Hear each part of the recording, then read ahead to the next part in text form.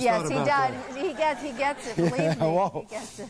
Our first guest this morning is a man who is known as an outlaw. He, along with a couple of buddies of his, they've rewritten the book when it comes to country music, Waylon and Willie and Johnny Cash and all of that. But the thing about Waylon Jennings is he has lived about 15 lifetimes in one lifetime, and he is going strong and better than ever, and we are just pleased as can be to say, ladies and gentlemen, our first guest, Waylon Jennings. Here he is. How are you? Welcome. Have a seat.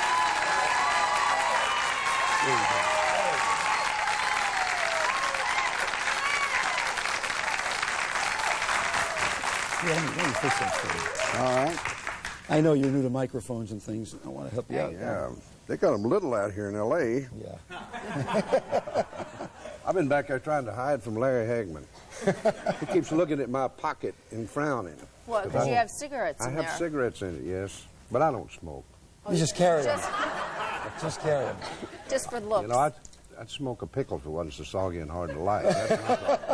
I'm going to quit, though, because my little boy has given me 2 years. He says, Dad, I'll give you 2 years to quit smoking. Yeah. So I'm going to have You going to do it? I'm going to do it, yeah. I don't know how. How old is your little boy? He's 8 years old. Well, yeah. Don't you want to see him grow up? I sure do. Well, you have to Don't you want to see him not have bronchitis?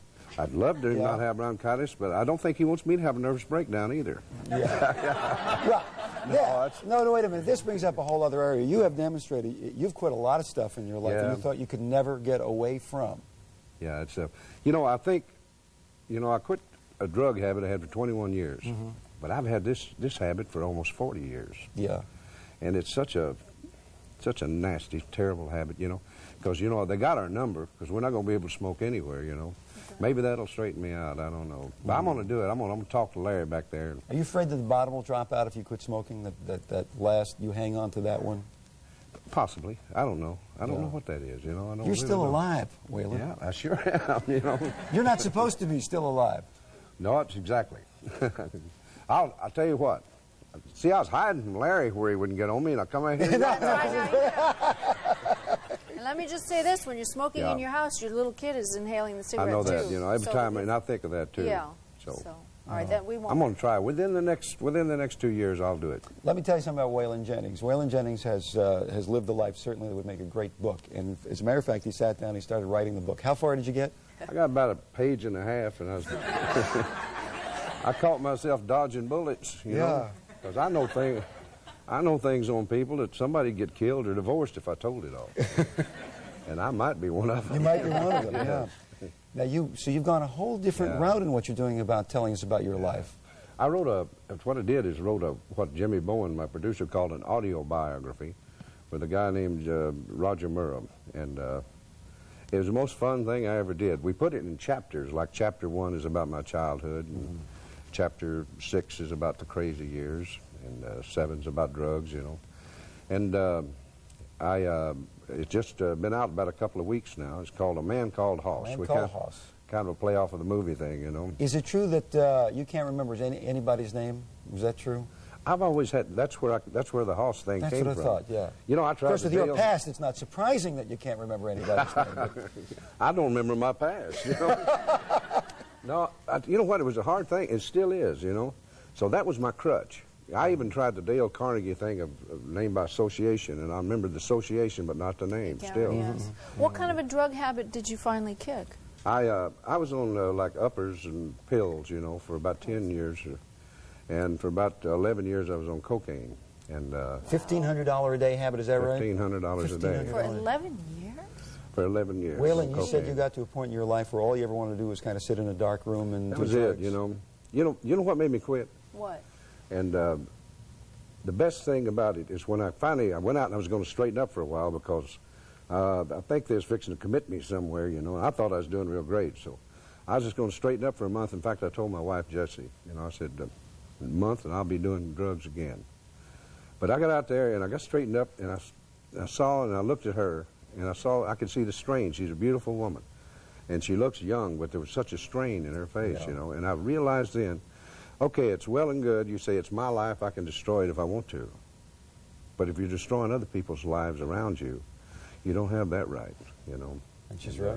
And that's the thing that made me realized that I couldn't do it no more. You know. She's a remarkable woman. Oh yeah. You know what we got here?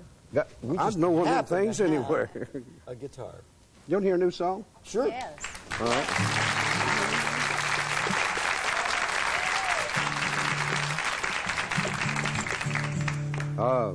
I wrote this especially for, see, I was in New York about a week ago, and here I am in L.A. And that's what this is about. It's about myself and these two towns.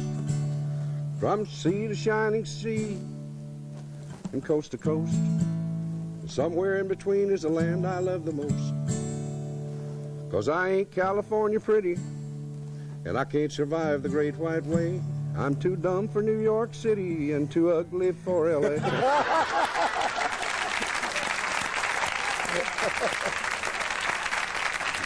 Now, wait, can I put you through a little test here? Sure. A little bit of this, a little bit of that. Yeah. There's a Cajun classic song that was your first record, which is called Jolie Blonde. I don't know if you have played this. I don't even know if it's here. What? Jolie, Jolie, Jolie, Jolie, yeah. Jolie Blonde, Jolie T, Jati D, Jolie Ka. Jata Temi Mati Temi, Momi Mus. Yeah, that was it, yeah. Okay, I can't remember it. Now, wait. You can't get away without. How do you remember these things? Well, I'm a Waylon fan. Oh. So, you know, that's, you got to do a little Mama Don't Let You Go. Oh, I like that one. Yeah. The national anthem. I like it. Mamas, don't let your babies grow up to be cowboys. Don't let them pick guitars or drive them old trucks. Let them be doctors and lawyers and such. Here's Willie's part. Mama, don't let your babies grow up to be cowboys. Wait, why we have you here? Now, I know we're going a little bit longer, but why we have you here? A little bit of good-hearted woman, just a moment of that. Yeah. Okay. She's a good-hearted woman in love with a good time and man. She loves him in spite. You want a job? Come on. Through teardrops and laughter, they're gonna pass through this world hand in hand, Lord. A good-hearted woman, loving a good time and man. All right. Waylon Jennings. Waylon will be appearing in his one-man show, A Man Called Hoss, at the Westwood Playhouse tomorrow night through November 22nd, and then at the Crazy Horse in Santa Ana, November 23rd through the 24th. And here's the album we're talking about, which is kind of his audio biography he did with Jimmy Bowen, and it's called A Man Called Hoss. What a pleasure to have you here, Waylon Jennings. Thanksgiving Day Makeover is next. Stay with us. Thanks for watching our videos. We work hard to make sure you keep coming back for the content we produce. And if you are not a subscriber yet, click here and you'll be notified whenever a new video goes public.